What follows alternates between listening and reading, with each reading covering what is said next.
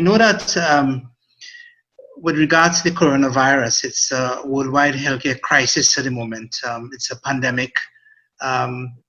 It's a novel coronavirus which first emerged from the central Chinese city of Wuhan in December 2020. And now, since then, it has spread to over 164 countries with almost 200,000 infections. And it has been declared officially now as a pandemic by the World Health Organization. And there's almost 8,000 people who have died from it. The current epicenter of the virus is Europe. It was formerly Wuhan in China. So just to put into perspective in terms of trying to understand, this idea of a pandemic, it means that the infection is not endemic per se, but it is something which is spreading and is spreading worldwide, and also that is something which is continuing to infect people. Now, the last time that the world saw such a flu pandemic was in 1918. And for those of you who've looked at the videos and so on, you realize that it was quite a horror story to learn what took place at that time. And it was caused by another, virus of avian origin, the H1N1 virus. At that time, over 500 million people, or 1/3 of the world's population, became infected. And this resulted in almost 50,000 deaths. The mortality was high in the younger people than 5 years old, then the age group 20 to 40, and then those above 65 years of age. And we did not have the type of healthcare system at the time in 1918. So a lot of the treatment of it was limited to non-pharmaceutical interventions, such like quarantining, isolation, good person hygiene, use of disinfections, limited public gatherings. And this was applied, but it was applied unevenly. Now, when we look at this current COVID-19 pandemic, we can see in the map that it is almost infected the entire world. There are very few places, if you look at the map, where it's not present. And if you were to go even closer and to look at the Caribbean islands, this is a little bit outdated, but you can still see that it is starting to gradually infect most of the islands and countries within the Caribbean region. So we sort of have a delayed presentation in terms of being able to pick up cases, but I would think within days or within weeks, we will certainly see that all of the Caribbean would probably have cases. In terms of this COVID-19, one of the key things about it is that, which many people don't understand, that it's not the flu. It may present with common flu-like symptoms, including fever, fatigue, a dry cough, and some patients may also complain of things like aches and pains, a runny nose, sore throat, shortness of breath, diarrhea. So all of these things sounds as though it's like the flu, but it's not the flu. It's much more virulent than the flu. And unlike the flu, whereby when you have symptoms you can spread it, this is presenting in such a way where people are asymptomatic. In other words, they appear absolutely normal, complaining of nothing at all, but they are agents, spreading the infection gradually. And this is of great concern, especially to the elderly population. And the other thing about that, it is apart from, being far more contagious, but in far more, unlike the flu, in terms of the effects that it has, both in terms of those who develop mild symptoms. The vast majority of them seem to be recovering well. We don't know what the long-term effect will be, given that most of them are suffering respiratory tract symptoms. The question of whether or not a significant percentage of the population will develop things like pulmonary fibrosis, which means that they will lose some of their lung capacity, is something to be of concern. And then, so 80% will do well. Another, sort of 20% of those, will require hospitalization, and then, a smaller percentage, which is roughly now between 3 to 4%, seems to succumbing to the disease. What is quite clear is that there is a correlation between those who are succumbing and suffering the most severe symptoms and those who have comorbidities. And what I mean by comorbidities, I mean things like diabetes, hypertension, heart disease, those who are immunocompromised, those who are, for instance, people who may be suffering with cancers and who may have different types of immunocompromised states. So that's the vulnerable group really, and that's the group that is of concern to us.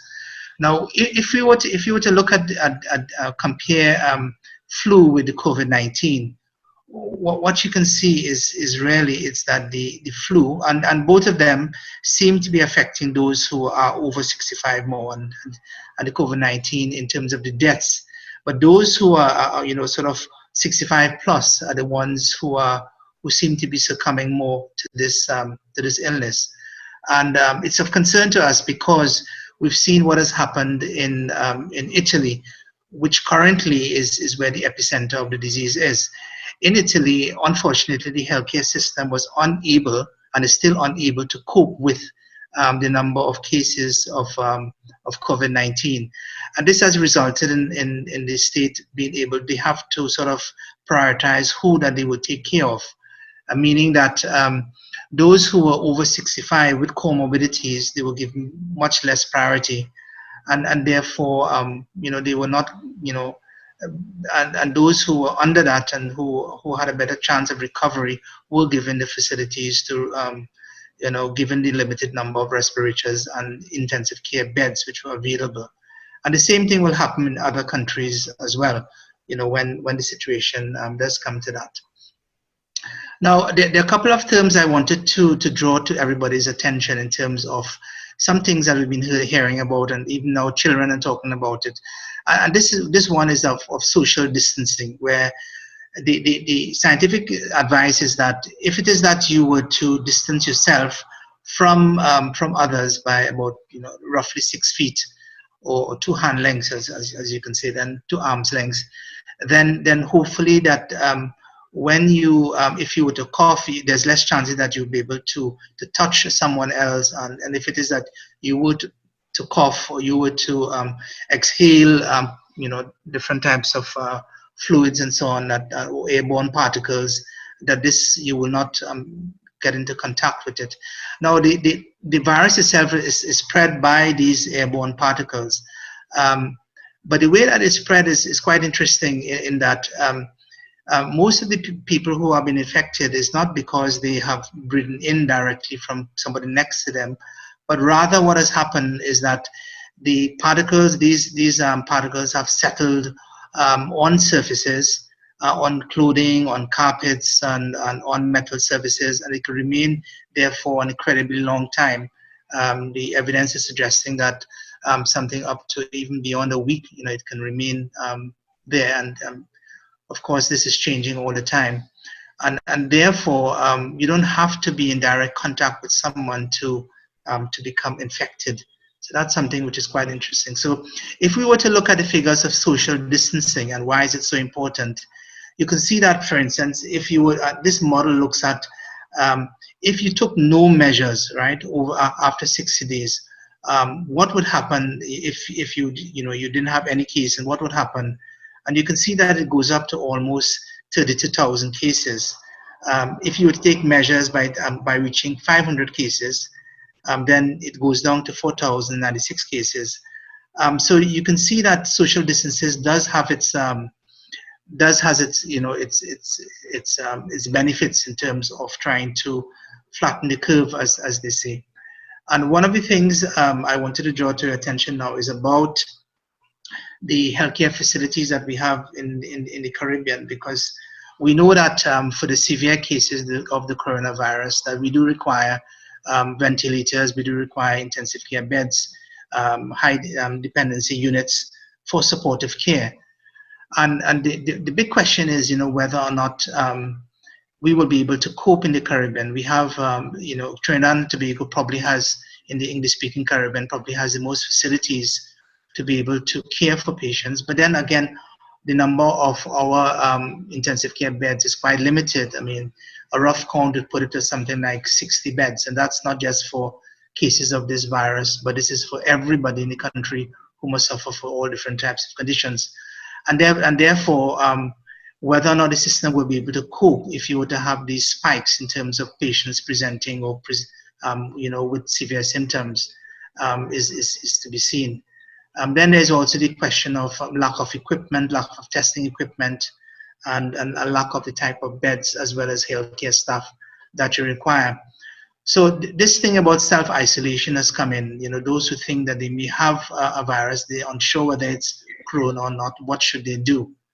And then we learn of the current guidance about being careful about coughing or sneezing, the usage of tissues, washing your hands, avoiding sharing household items like dishes, glasses, utensils, cleaning and disinfecting touched objects regularly, and then avoiding contact with those in a room. And those are some of the common things that we can see. But what it is all about is that this social distancing and this idea of trying to limit people in crowded areas, especially in public spaces. The whole idea is to try and see if we can what is called flatten the curve. And if you were to look at this, if you were to look at a graph of the number of cases versus the time since first the case, you can see that that's a typical curve in terms of what you would expect over time. But if it is that you were to put into place measures that would limit people and the amount of contact that they have between them, then you can slowly begin to limit the number of cases that arise at any one particular time, as well as the total number of cases. And now, what is important to look at is where that straight line is, and that straight line represents the healthcare system in any country and your ability to be able to cope with the number of patients who are presenting to you. And this is important because if you took no measures, what will happen? It will just overwhelm the system, as opposed if it is that you were to limit the number of people who are infected at any one particular time. So that's the issue that we have, not just in Trinidad, but also in many of the Caribbean islands, in Guyana and in Barbados and a lot of the smaller islands. They are very much limited to small hospitals, limited number of intensive care beds, and therefore, they can easily be overwhelmed. The other thing to take note of is that very often when patients are diagnosed with coronavirus, it may well be that they have been, let's say, in the intensive care unit, or they have been in hospital for some time. And it's only when they became incredibly ill or when they're tested, then you find out, well, look, they have the virus. And what this means is that this puts a strain on the healthcare system, because it means that those people who have been exposed to those patients, they themselves need to be tested, and they also need to be to go into self-isolation, which results in sometimes in entire units or groups of people who are working in these highly specialized areas having to leave the service. And that's why it's becoming such an issue in major countries like the UK, because of the risk to the healthcare staff and what may well happen. And what is also of concern is that the people who are suffering most in terms of any particular subgroup and speciality are the doctors and those who are on the front line. I mean, the numbers are quite glaring when you look at what happened in China, and also now when you look at the Italy figures, it's just staggering to see how many doctors have succumbed to this, not just in terms of getting the virus, but how many of them have actually died. And that is really, really of concern. Now, when we think of the Caribbean region, what we realize is that there seem to be a small handful of cases, apart from places like French Guiana, Jamaica, Panama, and Martinique, and to some extent Trinidad, declaring 9 cases at the moment. It seems to be like, we are not really affected that much, and there is a sense that we can take things easy, that we would not really be. But this is if we think that that we are isolated from the rest of the world, this is not the case. And what is of even more concern in Trinidad is the fact that we've just had an influx through our recent carnival, where we've had something like between 40 to 60,000 people who have entered into the country from sea and from the air and land and other places, to participate in this public display and close contact event, which certainly would have brought many cases to the island currently the government is saying that there are no cases that seem to be linked to this, but only time will tell in terms of what is going to happen.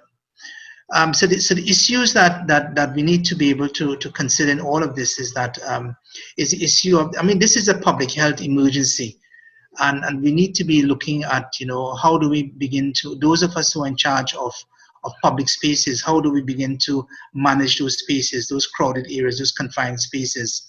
And especially if we look at the Muslim community, where we do have control over our masajids, our Islamic institutions, because of the type of lifestyle that we have people who often meet in crowded areas, in confined spaces. We have sometimes poor ventilation, or areas which are air conditioned, so that again lends itself to circulation of different types of things.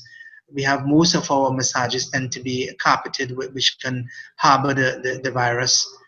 We have wudu facilities, which can again, exchange your bodily fluids, toilets or prayer mats, maybe filled with virus.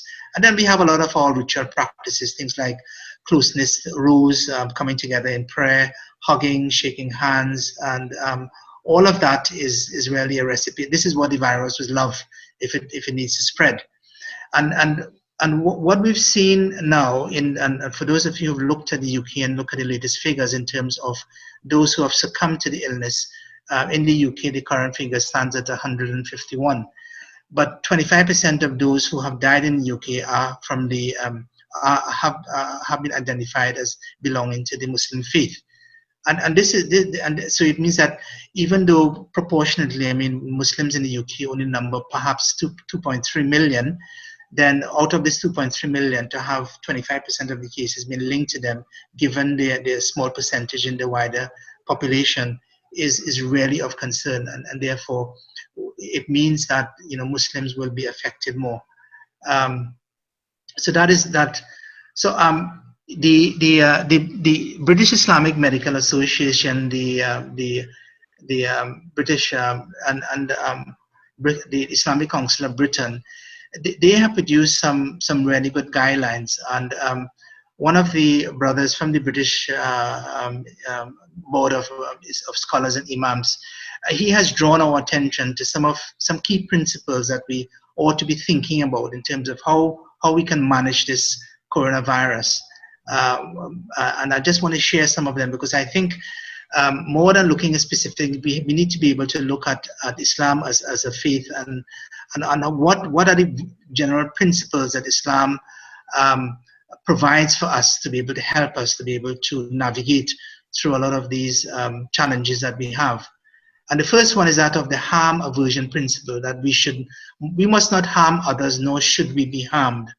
And therefore, and these principles are important because they will help provide some sort of instruct us in terms of how it is that we come up with the decisions that we make, especially in areas that we have control over. And the other principle is the prioritization principle, that averting harm takes precedence over taking benefit. That that you might want to go, and you may feel good that you want to go to the mosque and gain some extra thawab and blessing, but are you putting yourself in harm's way? What are you taking? What is more? Is it more to lose or to benefit from? Do you believe that if you go into the mosque and you ignore medical advice and you die, that you suddenly sort of sort of taken off to heaven? Is that the way that you're going to look at things? Then there is the mercy principle. Averting harm from everybody is an absolute priority. We should not be doing anything to be able to introduce harm in any way. Facilitation principle, that Islam allows so much dispensation when it comes to us being able to manage our duties that is expected of us as Muslims. And Allah subhanahu wa ta'ala does not want hardship upon us, rather he wants ease, and he wants us to be able to facilitate that. Then there's a level of gravity principle, that necessity takes precedence over everything. And especially when it comes to, here we're talking about the preservation of life. Life is far more important than so many other things. No one is saying that your faith is being taken away from you. You still maintain your faith. But here we're talking about a question of life and death. Then there's the self-preservation principle. Do not destroy yourself with your hands, rather do good. And then the contagion principle. Do not go into spaces where there's a plague or there's some sort of come out of it. And that's important because the Prophet Muhammad Sallallahu Alaihi Wasallam and the Sahaba, they may not have faced exactly what we are facing now, but you could begin to see that when they did whatever challenges that they had to deal with it, and these are some of the things that they did when they faced. So there are a number of things that we need to consider as the infection and as it becomes more of a problem in our areas. And it's important for us as a Muslim communities to not be just reactive to what is taking place, rather to be proactive. And sometimes you may find that even if the official, sort of leadership or the prime minister or those in governance in countries and in islands are not doing what they meant to be doing, this does not mean that you simply wait for things to happen and say, oh, I would not do anything unless someone says so.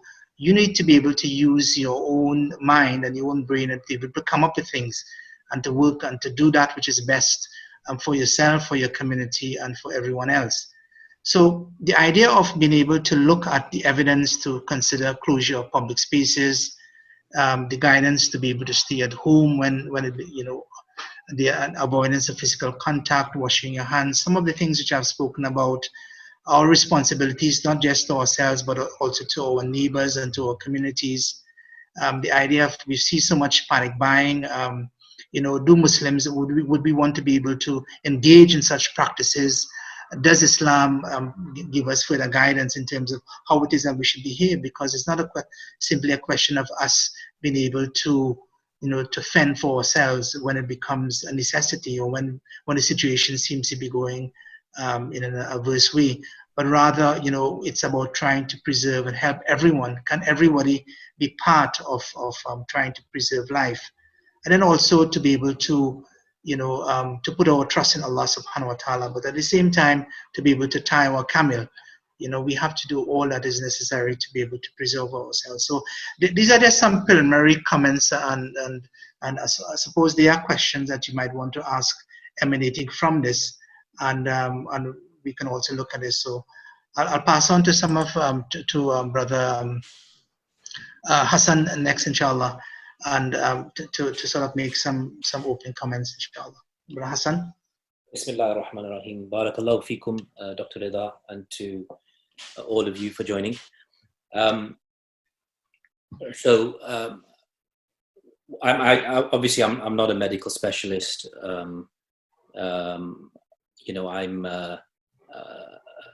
Where I'm going to be coming from is perhaps some insights and some thoughts about, I suppose, the spiritual dimensions of this pandemic, and I think what's always important to remember in situations like this is that there's a order that Allah subhanahu wa ta'ala has created for us in this world. And he says in the Quran, وَنَبَلُوكُمْ بِالشَّرِّ وَالْخَيْرِ فِتْنَةً, that Allah subhanahu wa ta'ala, he tests you with evil and with good as a fitna, as a means of sifting the good from the evil and as a means of purifying people. So this is a sunnah of Allah. This is a law of God. This is something that Allah subhanahu wa ta'ala has decreed for our existence in this life. And in a related verse in the Quran, Allah says, a very famous verse that all of you will know. He says, وَلَنَبَلُوَنَّكُمْ بِشَيْءٍ مِّنَ الْخَوْفِ وَالْجُوعِ وَنَقْصٍ مِّنَ الْأَمْوَالِ وَالْأَنفُسِ وَالثَّمَرَاتِ وَبَشِّرِ الصَّابِرِينَ. That we will certainly afflict you with something of fear, hunger, and loss of wealth and life and produce and crops, etc. And I was thinking today that in fact, subhanallah, for the first time perhaps, in our lives, that all of these various phenomena that have been identified in this verse have come together concurrently. There's fear at the moment, and there's panic, as you mentioned.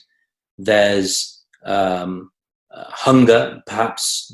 There's going to be loss of wealth. This is going to get worse. There's going to be a loss of wealth. There's going to be a loss of life. We know that this already happened. And people's businesses and people's rizq is really going to be tested. So, and then Allah subhanahu wa ta'ala reminds us, وَبَشِّرِ الصَّابِرِينَ, and give glad tidings to the sabirin. And the issue of sabr, I think it's good to note that sabr in our religion isn't just, people often translate it as patience. But in fact, patience is more in our religion. Sabr is more in our religion. Sabr is actually resolve. Sabr is staying on the right path in the face of difficulties, in the face of hardships. And Allah says in this verse that these things are going to happen to you. You are going to face loss of life. This is going to happen. You're going to face restriction in your wealth, in your income. And what should our response be? Our response should be sabr. Our response should be patience and resolve. And so that's one aspect. That aspect of our relationship with Allah subhanahu wa ta'ala. I just want to mention another verse that I heard a speaker mention today. Allah says, and it impacted me. And he said that Allah says in the Quran. He mentioned that Allah says in the Quran, فَلَوْلَا إِذَا جَاءَهُمْ بَأْسُنَا, and تَضَرَّعُوا. And why is it not the case that when our calamity befell them, our ba's, our trial and our torment befell them, why is it not the case that they did not return back to Allah subhanahu wa ta'ala? So in broken-hearted, tadarru' is when you really kind of come to Allah subhanahu wa ta'ala and you're broken, you're crying, you're beseeching, you're pleading Him, and that connection with Allah subhanahu wa ta'ala is re-established. And so sometimes what happens is that Allah subhanahu wa ta'ala sends afflictions in our lives precisely to bring us back, precisely to remind us, precisely to re-establish that connection with Him. And that is, that's what life is about. Life is about our connection with Allah subhanahu wa ta'ala on one level, and then our connection with other people. But it starts with that connection with Allah subhanahu wa ta'ala. And, and this, Allah says in the Quran again, ظَهَرَ الْفَسَادُ فِي الْبَرِّ وَالْبَحْرِ بِمَا كَسَبَتْ أَيْدِي النَّاسِ. That there has been, that fasad, corruption, imbalance, mischief, all of these issues have emanated, have become zahir, have become evident in the seas and in the land because of what people have wrought with their own hands.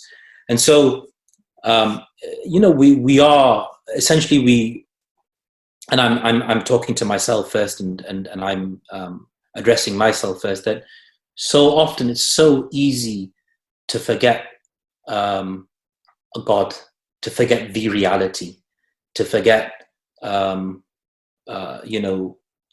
actually at the end of the day we have a Lord who's created us, and we have a Lord who's placed us here, and we have a Lord who loves us, and and one day we will be meeting Him. And of course, also just to kind of cap that off, is that we have hope in Allah subhanahu wa ta'ala, and the mercy of Allah subhanahu wa ta'ala. And ultimately, I pray to Allah subhanahu wa ta'ala that He lifts this test and this bala from this world. And it is a unprecedented matter. It really is. Dr. Rida, you talked about perhaps maybe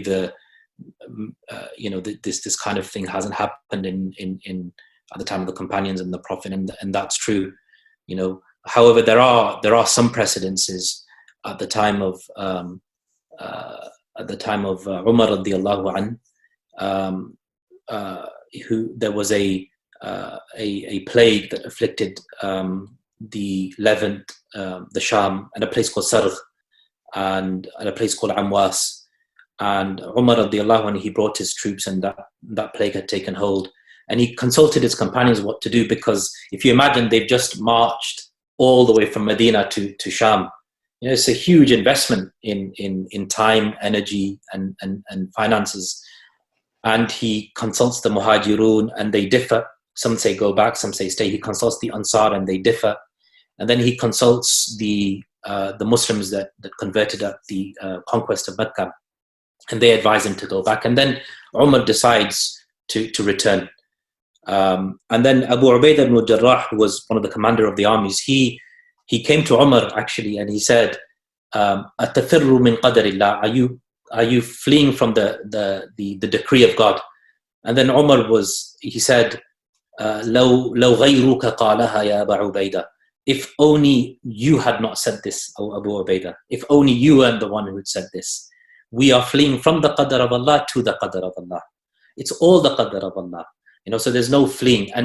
But the point being that Umar radiallahu anh, you know, there was this he had traveled all that way, and it could be argued, as maybe some people are arguing today, that, you know, that why should we, you know, let's have iman in Allah subhanahu wa ta'ala, and this plague is not going to afflict us. He could have thought that way, and we should carry on with our duty. Yet he, you know, being the man he was, he decided to prioritize life over other things, and he went back. And so, you know, and there are some other occasions in history, and some people have said that, you know, mosques haven't closed in our history, but that's not the case. Actually, there are instances, as mentioned by Ibn Athir, Al-Dhahabi, Ibn al-Jawzi. In the 5th century of Islam, there was a plague in Iraq and Egypt and Andalus and some other places, and there were occasions where there was nobody to go to the mosques. So ultimately, our you know, we pray to Allah subhanahu wa ta'ala that He lifts this trial and this test, and we ask Allah subhanahu wa ta'ala for His mercy and to forgive us our sins, and to give us the opportunity and the strength to come back to Him, and to give us all the tawfiq to realize what really matters, which is our connection with Him and how we treat other people. Barakallahu feekum.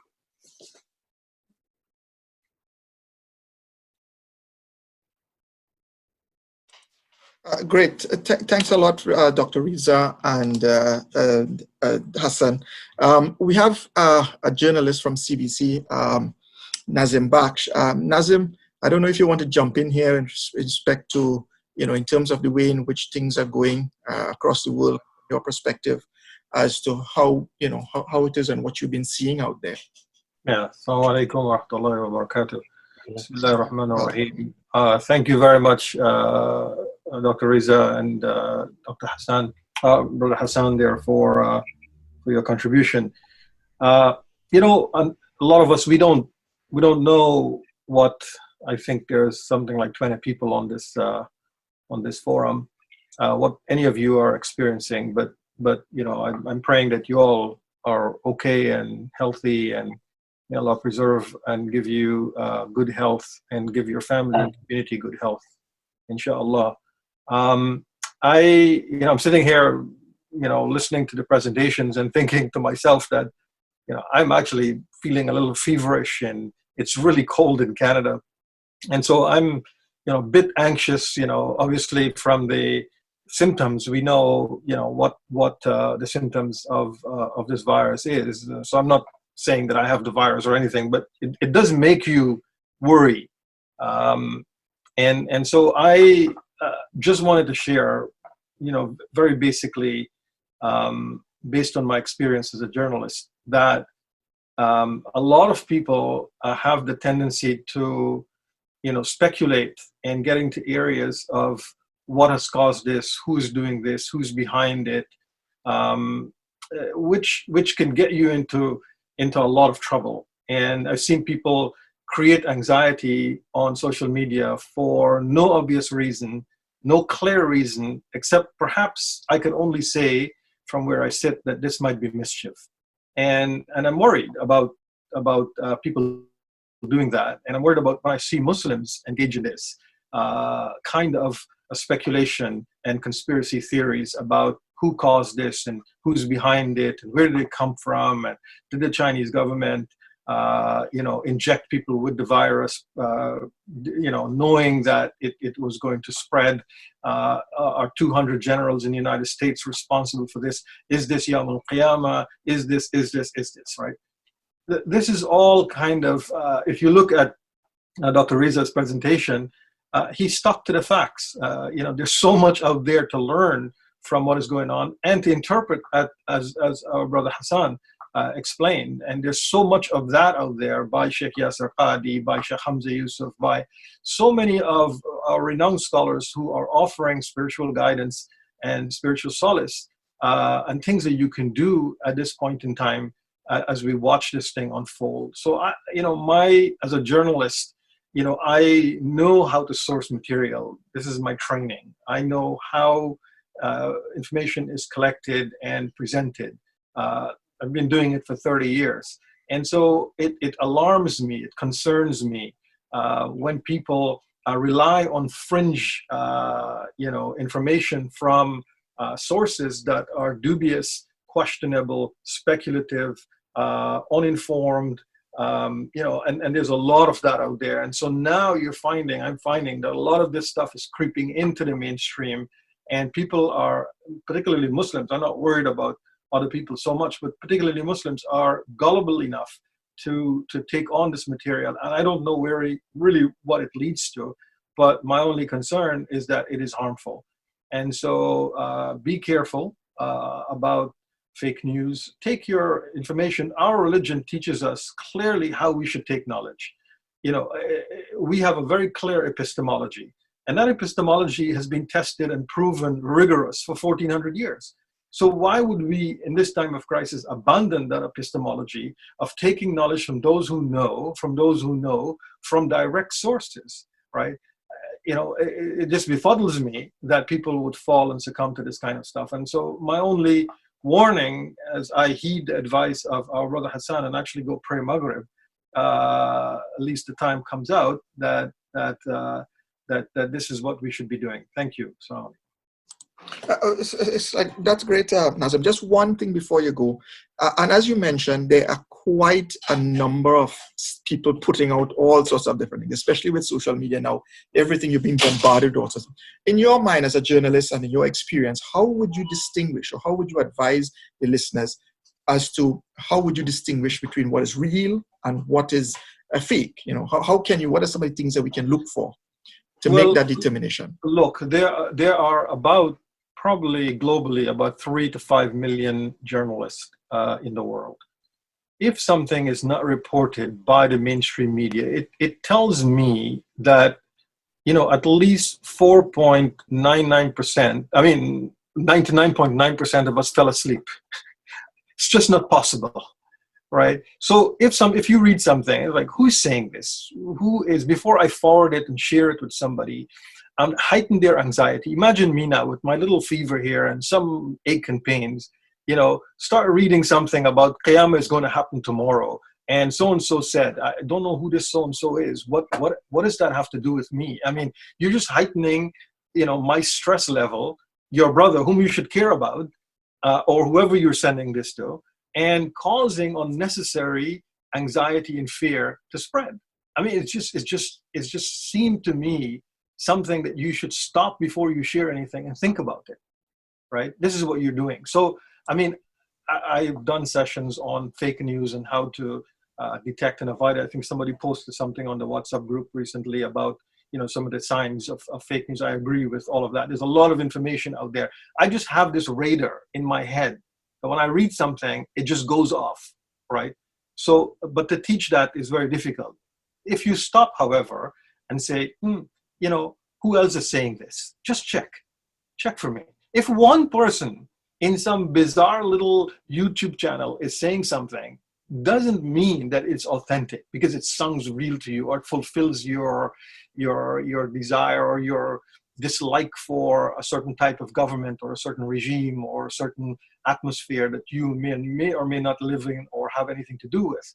Or it might reflect your own anxiety of your own economic condition. I don't know, but it's not fair to the people you're sending this stuff to. And I'm getting this stuff from all over the place, right? From my friends in the Caribbean, from friends on Facebook, from social media across the world, and very highly intelligent people. And sometimes I have to wonder, did they just fall ill, right? And you know, how can I politely tell them, look, brother, you know, like this is, I want to be friends with you, but this is not going to be a way to go forward with this information.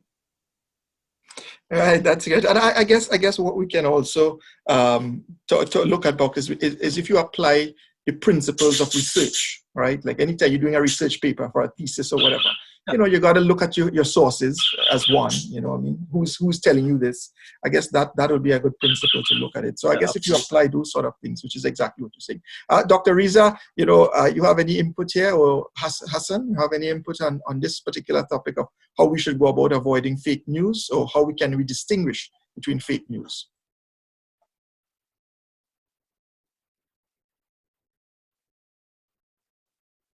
I think I agree. I think in terms of you know, in terms of trying to, I mean, if you we're so very careful when it comes to you know, a hadith, for instance, you know, trying to identify the sources, and it, you know, you sometimes wonder, you know, why are we so careful with hadith and we're not careful with everything else?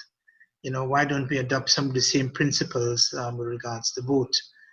So I think there's and what is going to happen is that, especially during this period where there's a lockdown in many places and people are not working, they're in isolation, they will be spending far more time on social media and on the internet. And therefore, you know, the tendency would be that, you know, there will be so many things coming up and there'll be so many messages. And that itself is going to create a problem, you know, a problem in terms of trying to be able to identify that which is, you know, which is accurate. And so that is of issue. But I wanted to come to another thing and mention it while we're here, is that okay, so if it is that we you know, whichever island or whichever country that we live in, that we suddenly find ourselves having to self-isolate, or we seem to have more time on our hands, or we have to spend more time with our families, then what can we do? And this is of concern, because many people, you know, because of the way that we work and the way that we utilize social media and other things, we often don't get as much time to be able to spend with others. And therefore, this gives us an opportunity to be able to reconnect with things that, and you know, that we would normally do, or spend as much time. And this would include what Brother Hassan was talking about in terms of trying for us to be able to reconnect with Allah subhanahu wa ta'ala, you know, to be able to spend more time, being able to read, to be able to study, to be able to learn more about our faith, to be able to pray more, to be able to engage with the Quran. All of those things are important things. We can set aside for ourselves study programs. And this is one of the things that the Caribbean Muslim Network will be doing over the forthcoming weeks, inshallah, to be able to have much more of an online presence and to be able to provide much more opportunities for all of us to be able to engage in learning and reconnecting with Allah subhanahu wa ta'ala. The second thing is about trying to reconnect with our families and to be able to spend time with them. You know, you may not be going to the mosque, but certainly there's no reason why you can't be at home. You can't be praying with your family, you can't be reciting Quran with them or studying with them. You know, these are things which are also important, and it gives us an opportunity to think inwards and to think, you know, about those close and dear to us, to see what, you know, how we can build upon our relationships. So with some of the challenges that we have in the wider society and dealing with this, we also have opportunities to be able to do other things. And it's about us trying to be able to realize that there are opportunities and utilize them, inshallah. Great. Thanks for that. Hassan, just on this particular topic, and lastly, we're fastly approaching 8 o'clock. And there's one other topic that I want to get to, and that would be on the whole topic of Juma and us, whether we should congregate at the mosque or whether we should not. We know in the presentations presented, there were various things that were said and whatever. And for the people who are listening, who are participating as listeners, you will have an opportunity to ask questions, on whatever you have, whatever concern you have. We have a medical doctor who is on the panel. We have an Islamic scholar. There's a Zoom group chat, so people can ask questions in the Zoom chat. Correct. So if you don't have a microphone or your microphone is not working, there is a chat. If you look at the bottom, you will see a chat. If you click on that, you can ask your questions by typing it, if you don't want to speak for whatever reason. So you have that option to ask questions. So we have a medical doctor who's on the panel, we have a journalist, and we have an Islamic scholar. So we're hoping that, whatever questions you have, it can be covered in a way that is very educational. So Hassan, just briefly, if you could I know you did a vast presentation when you were in Trinidad, but can you make a quick thing about what were the sciences in terms of determining that a hadith is correct? Maybe we can apply those principles in terms of deciphering or in terms of reading out the fake news. Maybe if we can apply some of those principles in determining what is an authentic hadith. Okay, well, as you said, it's quite an in-depth topic, but very, very quickly, at the end of the day, whenever you're looking at any report, and hadith is essentially the study of history, and what our scholars did, because of the importance of the history of the Prophet ﷺ and the history of the Quran and the context of the Quran, what they did was they very quickly realized that history needs to be protected, because there were all sorts of influences that were trying to, basically fake news, and so essentially they agreed upon a set of conditions. And one of those conditions was that, look, whoever you're taking any report from, who is that person? Is he reliable? Is he non-reliable?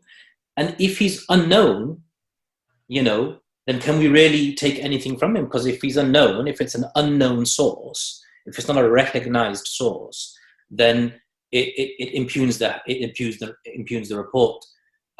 Also, they looked at the track record of that narrator, to see if that narrator what has been and is and was accurate in everything that he said previously. And so what they do, they start to cross-examine the narrator. So this goes back to what Brother Nazim and you were saying about cross-referencing. If there's only one person saying something, and this was a major principle in hadith studies, that if there's a serious hadith or a significant hadith, but it's only one person saying it, and this person's known, but what about all the other great Sahaba that are not saying this, all the other great Tabi'een that are saying? How can he? And they the muhaddithin call this phenomenon gharib, gharaba.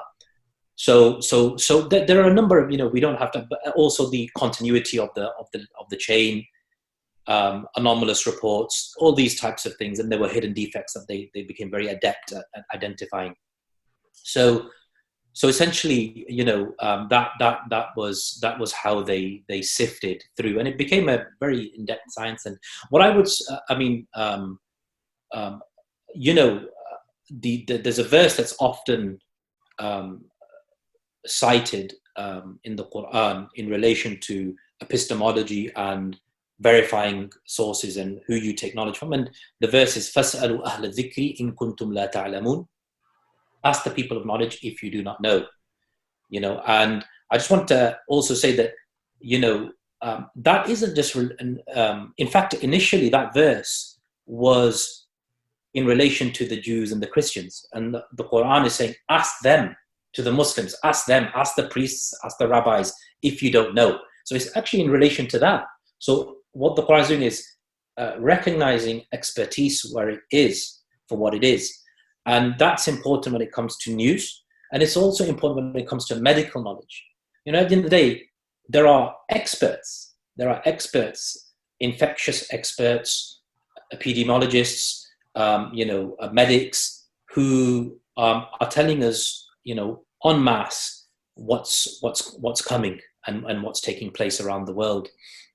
So epistemologically, as Brother Nadim put it very well, we need to take that very seriously. And it's not just a case of, let's just, whatever. That's kind of modern science, and Allah says, ask the people of knowledge. Allah says, go to the experts, and that was in relation to the Jews and Christians initially, and again, and I think it applies fundamentally to what we're, to medical knowledge, to all experts, all fields of knowledge.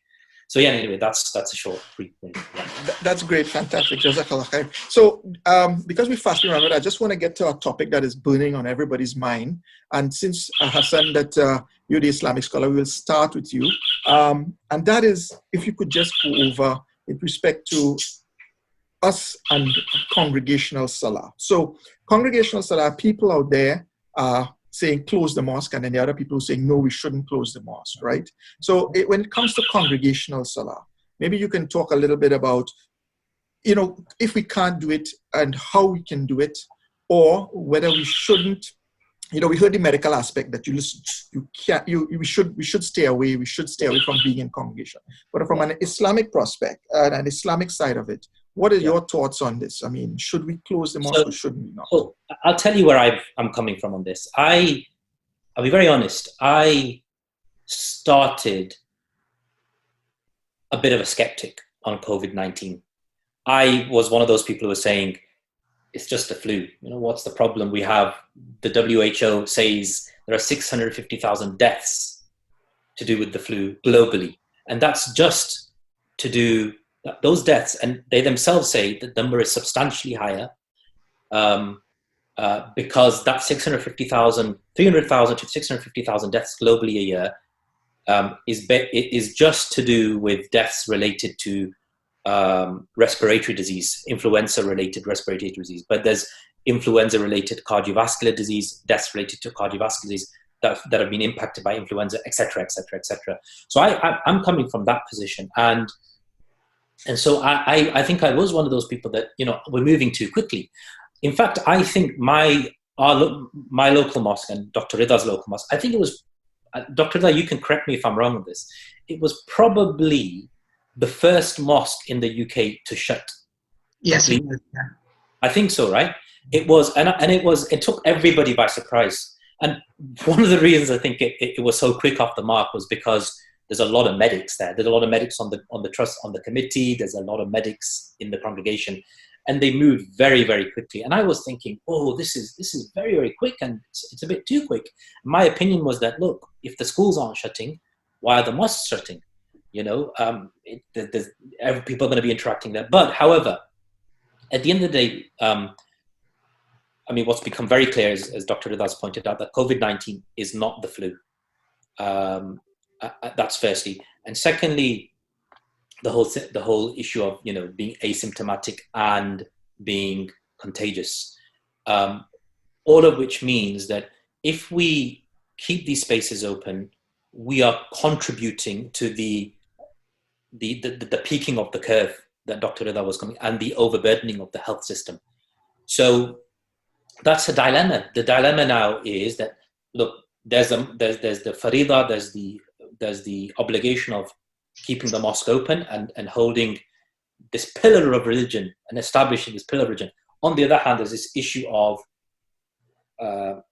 life, and so what do we do? And so, I've come to the position, and I know there's differences. I think the majority really are pretty much now for the closure of mosques for this temporary period. I've pretty much come to the view that we should even just as a precaution, even if we're all wrong in this, in some ideal world, we're all wrong. What's there to lose? What's there to lose if we close the mosques? That what we would have lost is that the mosques were closed. But as we know, Allah subhanahu wa ta'ala rewards us in times of, in special times, in times of difficulty, if somebody gets ill, the Prophet ﷺ said that that person will be rewarded just as much, had he not been ill. As if, he will be rewarded, with the actions that he was doing when he was not ill, while he's ill. So there's no loss of reward. In fact, we'll be rewarded for our ijtihad. And what we would, and if everybody's right, if all the experts are right, which is, what we've been told to do is to follow the experts in the Quran, then we would have saved lives. So my view on this is that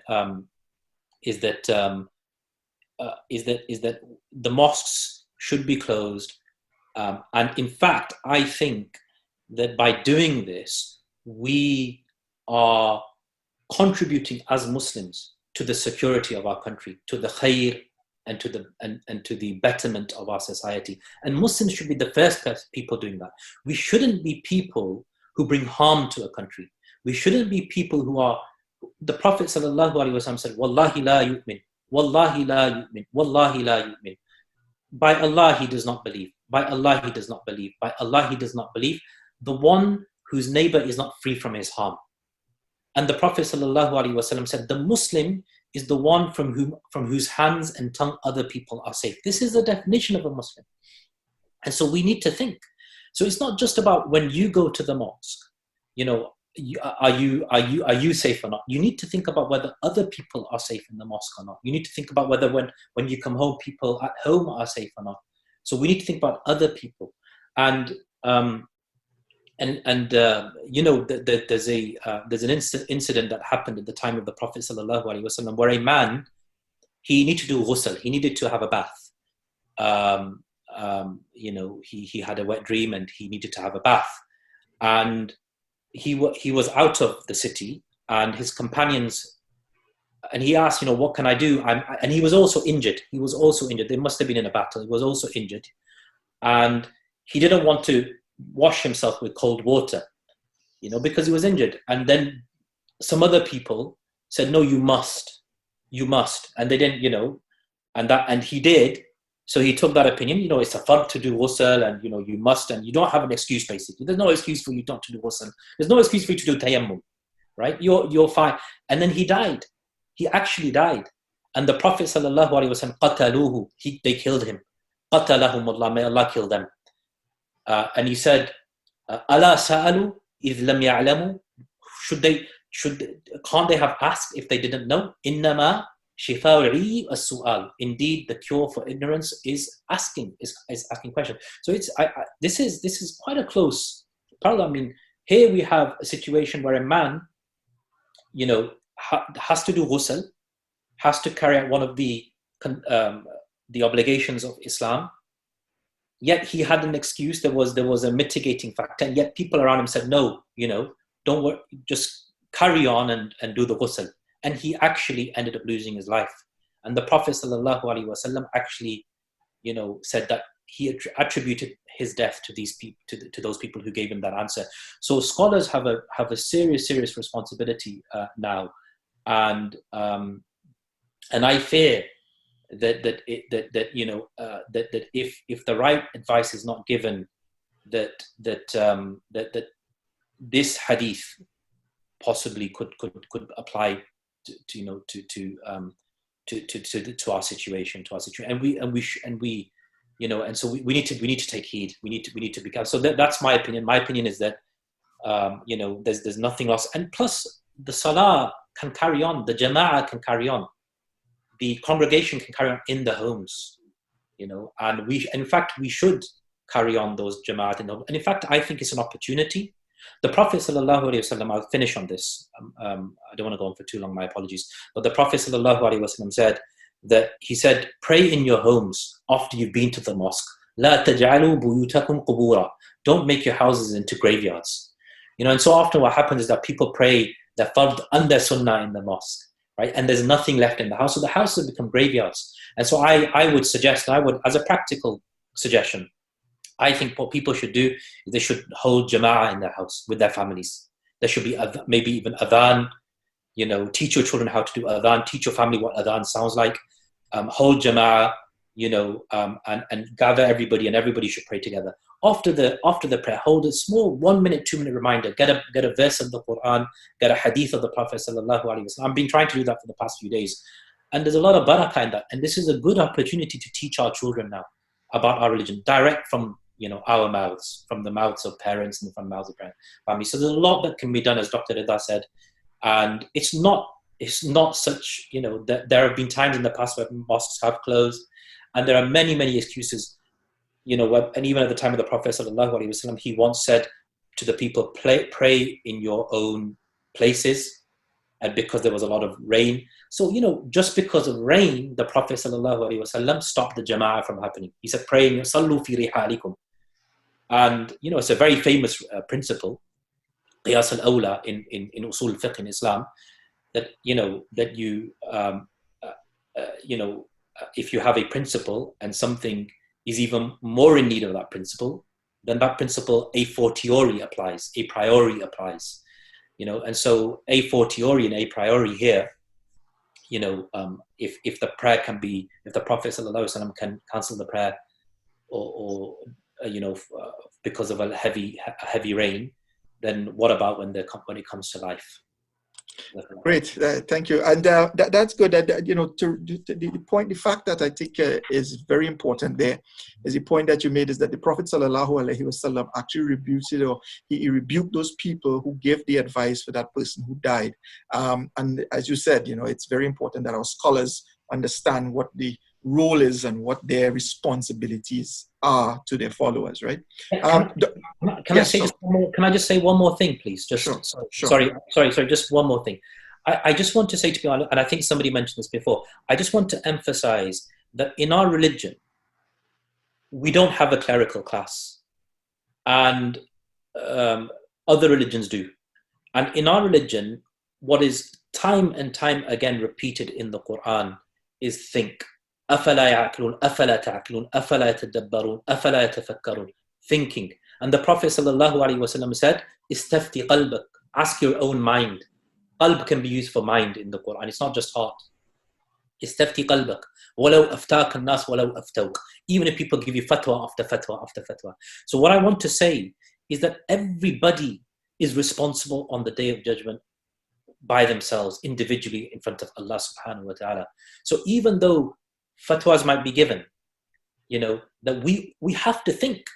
We cannot make a clerical class and give them full authority and independent authority. In fact, the Quran says this in a verse, that the Jews and the Christians, they took their priests and their saints and their rabbis as lords besides Allah. And Imam Zamakhshari, who wrote one of the famous commentaries, he says it's because they gave them the ability to say what's halal and haram, and they wouldn't question, basically. So it's important that we're a thinking nation. We're a nation of the Quran and of followers of the Prophet ﷺ, first and foremost. And scholars can be wrong and scholars can be right, and that's how we should see them. And we should all have that thinking cap on our minds, on our heads. Jazakallah khair. So, Dr. Riza, I know you mentioned this before and you spoke about it before in your presentation, but I'm going to give you 1 minute in case you want to add anything before we get into allowing the participants to ask their questions. Well, I think I just want to follow on from what Hassan said, because we are meant to be all thinkers as Muslims. That's the hallmark of our faith. But in addition to that, the Prophet ﷺ told us that كُلُّكُمْ رَاعٍ وَكُلُّكُمْ مَسْئُولٌ عَنْ رَعِيَّتِهِ, that every one of you, in a sense, is a shepherd or a leader and responsible for those under his or her care. And that's really important, that we also have to realize that we have responsibility, and therefore we can't just put the responsibility in the hands of others. Even in the midst of all of that is happening here, we will find that each one of us can take responsibility for those that are close to us, to be able to ensure that, to help them to be able to get the right information, to make the appropriate and right, hopefully the right and correct decision, inshallah.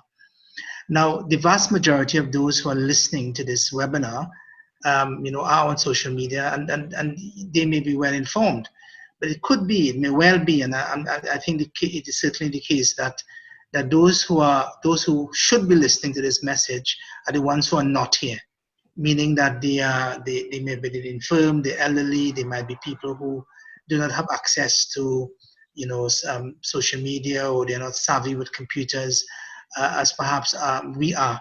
And that's something where we have an opportunity to be able to get that message out there. And therefore, as individuals, we have to think about what it is that I can do, not just for myself, not just for my immediate family and friends, but also what about the wider community? Even as institutions or as Muslims, as groups, we should be thinking about not just about the welfare of Muslims, but the welfare of the nation. What about trying to be able to establish alliances with others, and to be able to deal and handle these things? Are we thinking about, if we were to have measures like social isolation and quarantining taking place in particular communities, how is the government, and how are we going to assist in terms of trying to provide for the needs of others? When we stockpile and when we go to the supermarket and buy, do we think just about ourselves and about our immediate family, or are we thinking about others as well? Are we thinking about leaving something on the shelf so that another person can get the opportunity to purchase it? Or are we thinking about just what we might need or may not need, or just having a surplus stock? So these are things which are really important for us. I saw recently, somebody putting little, sort of letters through people boxes, just simply saying, I'm a friend. If I know that you might be in need during this time of great difficulty. If you need any help, let me know, and I'm there for you, and that type of thing. So we're going to have a lot of social isolating taking place. And there is an opportunity for us to be able to be able to use, pick our phones up, to be able to call others, to be able to stay in contact with family and friends, to be able to lend support. Many people are going to, if it is that they are suffering from mental health disease, are going to find that their symptoms are certainly going to get worse, especially with social isolation. What are the things that we can do as communities? What are the things that our mosques may be closed for prayer or for congregational, Jumu'ah and so on. But what are the things that the mosque can still do? Can they become places whereby they can provide for the social needs of the communities? Can they be a place whereby, if people, those in the community need things that they can go to, if they need a helping hand, they can find somebody, they can find some sort of support. A mosque is not just a place of worship, a place of prayer. The Prophet ﷺ's mosque was much more than that. It was a community center. It was the center and the heart of the community, and provided not just for prayer, provided for education, for recreation, for people's social and economic needs. And therefore, we need to be able to start thinking that really, what are our sentences meant to do? And how are we meant to be able to use and maximize the use of the facilities that we may have control over for the betterment of the wider society, not just, those who may identify themselves as Muslims as well. That's a very good point you made there, Dr. Riza, in that we need to take the concept of the mosque and going to the mosque and being part of the community mosque and expanding that to wherever we are in our neighborhoods now, taking that same community that we had in the mosque and just opening it up. Whoever we used to help at the mosque, we have the old people at the mosque. Now we need to take all of that and implement it within our neighborhoods. That's a very good point. All right, so we've crossed 8 o'clock. We're now about quarter after 8. And so what I want to do is allow the participants to ask any questions. So there are two ways in which you can do this. Firstly, if you were to move your mouse, you would see at the bottom there's an option for chat. If you don't want to speak, you can type your question there. And secondly, on the right-hand side, there's if you have a microphone, you would see everybody's microphone is muted. And so if you need to speak, you can unmute onto the right at the bottom. Just unmute your mic and speak. Now, we don't want everybody speaking at the same time. So I will start off by, I don't know how we can do this, but if you have a question, can you just simply indicate on the chat that you have a question, and so we can, make the mic available to you.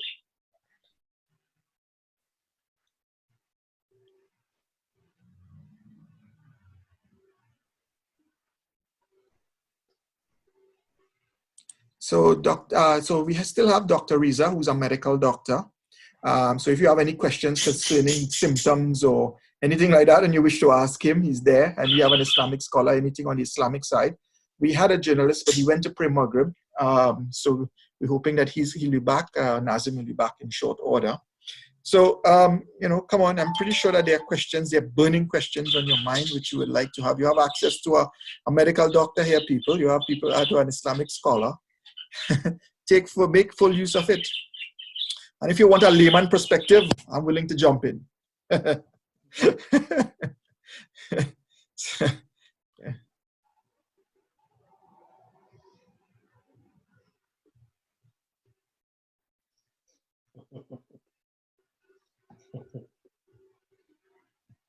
All right, so Wazir, we see your question. On one hand, you are advising, so your question to us is, on one hand, you are advising on closing the mosque for Corona-19, but still advising to use it as a community center. Please clarify. Dr. Riza, you want to take that one? I'm not talking about trying to use it as a community center in the sense of during this crisis, in the sense of trying to bring people to the center. What I'm saying is that it could be that you're stockpiling food. It could be that you have a particular you know that you are there to be able. The mosque might offer let's say an online service, let's say a call service. So there are different type of things with the resources which a mosque has that you can do without actually getting people in it. It could be that you have people laid off. It could be that you have people who are out in the streets and who might need you know, so the mosque might be able to use their you know their contacts to be able to facilitate things. I'm not saying that to use the mosque to bring people to the center during this crisis. Yeah, I think what it is we're trying to get at is not a physical coming together in terms of the mosque as a community center, but taking the concept which we use at the mosque and try to expand that out to the community as well. All the things that we would have done at the mosque, you know, I'm taking that not necessarily physically coming to the center. The advice and that we should all take leaving here is that, look, we are being advised based on how this virus is that we should stay away from congregating, and that takes first precedence. So we have another question from Sharifa Ali Abdullah. And can you share some more about how the stress during periods of social isolation, or how to deal with stress? So Dr. Riza, I guess this is for you. How can people deal with the stress during period of social isolation? Should we go about dancing, or should we about, you know, how should we deal with the stress? So I think Hassan could answer this as well, but I'll just say a couple of things. In that it's you know, social isolation can lead to all sides of different pressures, and you know, being isolated can lead to stress, but also being in the presence of others can also lead to stress. I mean, some people go to work to de-stress.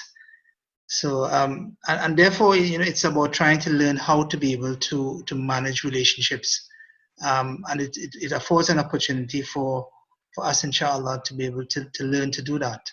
And maybe it could just be that that may be something that we can look at, that the Caribbean Muslim Network can look at, to be able to provide some seminars to go into some of these topics, because it would require to be able to spend much more time, inshallah. Hassan, you have anything to add concerning how people can distress Islamically, you know, in isolation? You know, I've been actually thinking that it's not, well, I don't want to negate people's experiences, but I'm not sure it's that stressful. You know, actually, what's happened is that all my activities have been cancelled, and all my children's activities have been cancelled. And I've kind of, you know, I was speaking with my wife, and we kind of realized how free we're feeling during the day. You know, we've got the kids at home. We've had the kids home since Monday, even though the government are only closing schools from tomorrow, from Friday. But this kind of merry-go-round that we find ourselves in, and interestingly, I said to my wife, do you feel that there's a lot more time in the day? you know how we all kind of complain that there's no time nowadays. There's no barakah in time. Is the usual refrain. And my wife said, yeah, you're absolutely right. And then my daughter said it to me a couple of days ago. She goes, Papa, there's more time in the day. And I just feel there's like the day's going by so slowly.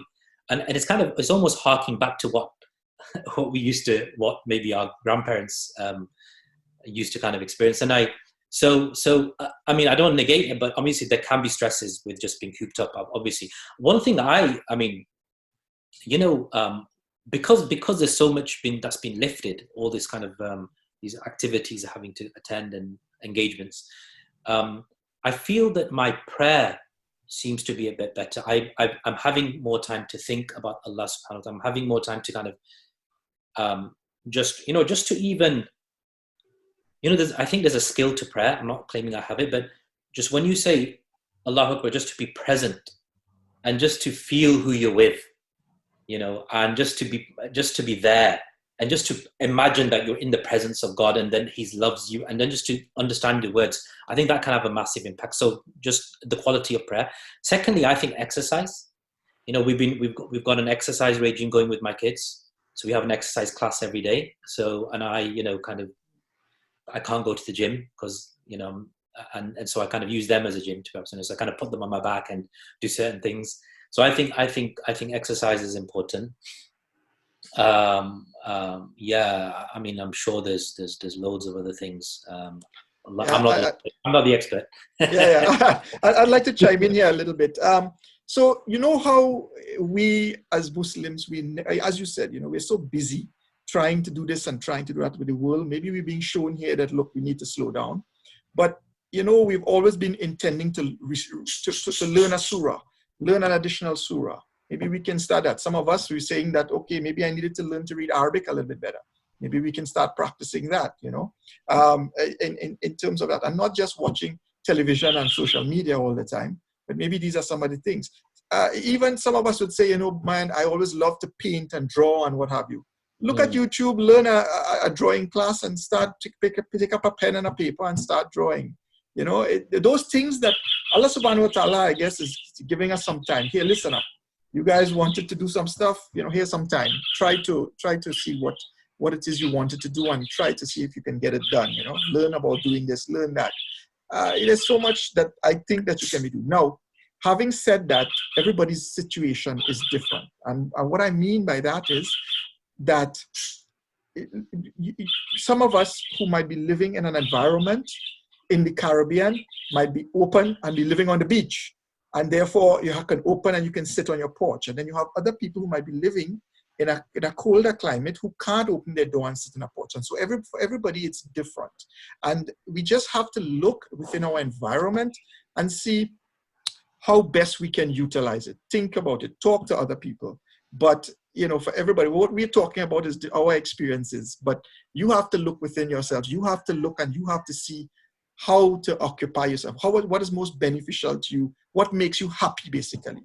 You know, what are some of the things that you like to draw? You like to cook? You like to, you know, exercise? You know, you like to play with your kids? Look for the things that make you happy and try to do those things. Nazim, I see that you have joined us after Maghrib. The discussion, basically, we just have maybe if you have a quick input as to how the question being asked is to go ahead, Hassan. 1 second, Hassan. I just wanted to take permission, please, Yes. Because it's quite late here, and it's 12:30. So I was just wondering if I could ask for permission, just to now that Brother Nadim is back. Right. So Sure. Inshallah, sure. Yes, we've gone about 25 minutes over, so we know it's quite late where you are in the UK. So yeah, so assalamu alaikum, and thank you very much for taking the time to enlighten us on the various aspects. Thank you. Yeah, right. So Nazim, the question being asked is basically what we do in our self-isolation to buy our time, to take up some of our time. Maybe if you can chime in here with one or two little recommendations. Bismillah. So yeah, I had dinner as well. Maghrib doesn't take that long. So, you know, my recommendation. There's a lot of things that you could do. I mean, you can catch up on your readings, but I would warn that take a lot of breaks. You know, stand up. I think I spent more hours on my computer writing today and I'm on my phone, and now my back is paying for it. But you could actually become lethargic, and that's not a good thing. So do stuff, catch up on your reading. That's one thing. I can kill a couple of hours right there. Books that you've had on your shelf that you haven't read, wanted to read, this is a good time to do that. You can still come out and walk, just keep your distance from people. So go for walks. The Caribbean is a beautiful place to go to the beach. You can't get coronavirus by going for a swim in the ocean if you're by yourself, or keep your distance from people. Those kind of things. I think self-meditation and reflection is also a good thing to do. This is a good time to catch up on extra ibadah, or things that salah that you've missed that you want to catch up on. So extra ibadah. Nobody is saying that you shouldn't pray. It's just that don't go to the mosque to pray. I read today that one of the scholars that we know from North America who lives in Jordan, the mosques have been closed in Jordan. Obviously, you might have read that. So because he goes to the mosque for 5 daily prayers, he actually goes to the mosque. He still continues to go to the mosque. He gets to the door and then turns around and comes home and offers his prayer home. He just does it because he's habitually been doing it for over 40 years. So he just wanted to continue it because there's blessings, obviously, in going to the mosque. I wish I didn't read that, because I actually feel like a lesser, I feel like my iman is down at my feet bottom when I read that. That there are people who find novel ways of increasing their connection to Allah subhanahu wa ta'ala. I have a habit of listening to your favorite. There are things that we could do is also catch up on those listening. Listen to those parties or recitation of Quran. It tends to soothe you. As I said, I have my favorite list of top 10 that I like to listen to, and it depends on my mood. I will listen to one over the other based on what I'm feeling. So those are kind of things that that could be done. Increase in dua. Pray with your family. If you have in our home, there's 8 of us, including my 3 grandkids. I love praying with them, even if they're mischievous and distracted. It gives me great joy to have salah with them, because normally on a regular day I would get home at a time when they were either asleep, depends on how late Maghrib is, or fortunate for the weekend we'll get one salah together. But this is a good time to do that. So those are my sort of to do things. Nothing that requires deep thinking. Just simple things that you could put into your practice that would make life a little bit easier. Yeah, jazakallah for that. Okay, so we have a couple more questions, and we're already up half an hour over. So let's see how quick we can deal with them. There's a question that came on WhatsApp, Dr. Riza. You in your presentation, you mentioned that 25% of the Muslims, out of the people who had died, were 25% Muslims, something to that effect, about 25%. Somebody is seeking clarification with respect to that question, that percentage. Yeah, so those figures are the figures published today. Okay, so it was that out of the persons who died worldwide, or no, in a specific I'm country? talking about the ones who died from the UK. Okay, so from the UK, 25% of those who died were Muslims. Yeah. Okay, so I hope that they identify themselves as Muslims. As Muslims. Okay, great. Zahir, so assalamu alaikum, wa alaikum assalam. So Zahir's question is, what will be the indication that is a safe time to re-establish usual activities at the masjid, and as extension, general activities as well? So I guess he's asking, how long we think this thing will last before we can resume our normal lives. Well, I don't think certainly for the Caribbean, we haven't peaked yet. Very far away from that, and I think it's going to be a considerable length of time. I think a lot of this will depend upon the scientific evidence when it presents itself. At the moment, there are different speculations. The epidemiologists are telling us different things about how long it's going to take. So it's very difficult to. I know the British Prime Minister did talk about trying to sort of get things back in order in 3 months, but I think you have to take that with a pinch of salt in terms of the amount of time. it's going to take a long time to get over this, but I don't think anybody can give you a definitive answer really. Well, Any thoughts on this, Nazim? Yeah. The chief medical officer in the United States just actually came out with a really startling statistic that 4 out of 5 infections were transmitted by people who didn't know they had the virus. And I think that's, we have live tracking, real-time tracking, as they say, in Canada and the United States. I don't think in the Caribbean they do. And so, one of the things that people can do is take their cue from the authorities there, as Riza says, and, maybe have a transition period in a couple of months as this is assessed and so on, where, when you go to the masjid, for Maghrib, for example, and I know in the Caribbean, only a handful of people, 5, 6, if you get a dozen people in the Caribbean going to a particular masajid, for Maghrib or Isha prayer, that's a lot. Not like Friday prayer, but, people should, recognize that there's something called fiqh, and you may have covered this when I was away, there's the arkan of the prayer, and then there's the things that are not the arkan of the prayer. Standing in a straight line is not, it's a strong sunnah to do, but it doesn't invalidate the prayer if you don't stand side by side. I know people have the habit in the Caribbean of, ankles to ankles, shoulder to shoulder, and they get very agitated about it, as if we're in a prayer to play footsie with each other. That's not an arkan of the prayer. And so, one could stand a bit away from each other and still pray, and the prayer is valid in congregation. Right? So you'll get the intent, the intention is to pray in congregation, you'll get the thawab for that. And so I think that people should recognize, that there could be a transition, but I agree with Dr. Riza that this is too early. It's too early to assess that, because in the Caribbean, I'm really worried about people in the Caribbean because there's no real tracking that we have in North America or in Europe of this disease, this virus. Yeah, that's exactly it. And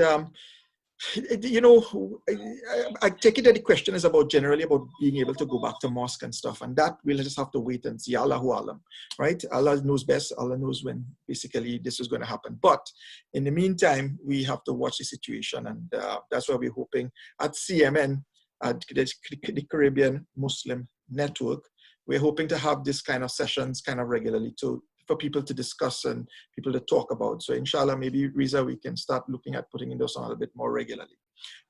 So the 2 other comments that were made and we agree with, Wazir said we need to plan our days, additionally dhikr, extra salah, dua, tahajjud, dua, etc. And yes, inshallah, we shall all be doing that. And then Sharifa has that people are working virtually, so it's not a vacation. So I guess that her input with respect to what we're doing at home in isolation is that basically we are doing these things. So gentlemen, we are at 8:34, and I just want to give the opportunity to each one of you to make your last comments before we close off, and inshallah we can look forward to another presentation sometime in the near future. So just to concluding, before Dr. Riza makes his concluding comment, to answer Sharifa's question there earlier about de-stressing, I would say as a journalist that if you're watching too much news, perhaps don't, turn off the news, because you'll just drive yourself insane. And my brother was telling me by my mother today that she is consuming, CNN and CBC news day in and day out. That's all she's doing. She's elderly and she's home alone, and this is what she's doing. And I said to my brother, tell her to turn it off, watch something else, listen to something else, pace yourself. There got to be time when you got to turn it off, and when it becomes too much. And the stress will increase when you start getting the news and it's overwhelmingly negative, right? If anyone is looking at the news from Italy, are skyrocketing every day, death and so on and so forth. So that's my de-stress suggestion, Sharifa. All right, Dr. Riza, your final comments before we close off. I just want to go back with something which I started with, is that the need for us to reconnect with Allah subhanahu wa ta'ala, and to realize that, for everything that happens in our lives, it really represents an opportunity for us to become closer to Him. And sometimes we don't properly understand the wisdom, why things take place as they do. But if it is that we put our firm faith and trust in Allah subhanahu wa ta'ala, He will be able to help us out through whatever difficulties that we are undergoing. So I think, especially for the Caribbean Muslim Network, and we know that we have so many of our Muslims in so many different remote islands. We finally got ourselves to be online. And I think this is something that hopefully, inshallah, we would have much more of, not just webinars and these topics, but maybe different type of teaching sessions and different types of educational programs as well that we will be implementing, that people can look forward to, inshallah, over the forthcoming weeks, inshallah. Jazakallah khair. Nazim, your last comments? No, I mean my last comments. I'm fine. All right. Okay. Well, thank you, Jazakallah khair. So, ladies and gentlemen, we've come to the end of this particular webinar. So this webinar is being put on by the Caribbean Muslim Network. And basically what we try to do is we try to bring people together. We try to facilitate people in terms of training, in terms of education, in terms of knowledge. And we try to do it in many different ways. We have run various seminars in Trinidad, Jamaica, Guyana.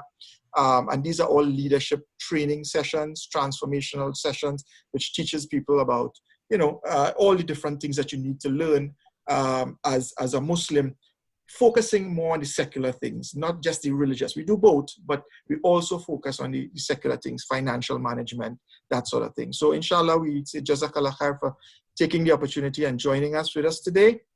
And I would like to thank the panelists, Brother Nazim Baksh, who is a journalist and a reporter with the CBC in Toronto, Dr. Riza Mohammed, who is a medical doctor practicing in the UK, and we had Brother Hussan Mahmood, who is an Islamic scholar from the UK. Yes, the sessions are recorded, and inshallah we will be putting it up on our website and on YouTube so that you can go back and look at it. And inshallah, Dr. Riza, I hope that we can schedule one again for next week, because this corona thing is changing on a daily basis. So inshallah, hopefully maybe next week we can put on another session to talk about some of the issues that might have arisen between now and then. And one of the issues that already is coming to my mind that maybe we can think about for discussion at the next session is long distance Jummah. Can we have a Jummah with the Imam sitting in Toronto and we following down in the Caribbean? Can that be done? That's our next topic, inshallah. So, assalamu alaikum, ladies and gentlemen, and we hope that you can join us for our next session.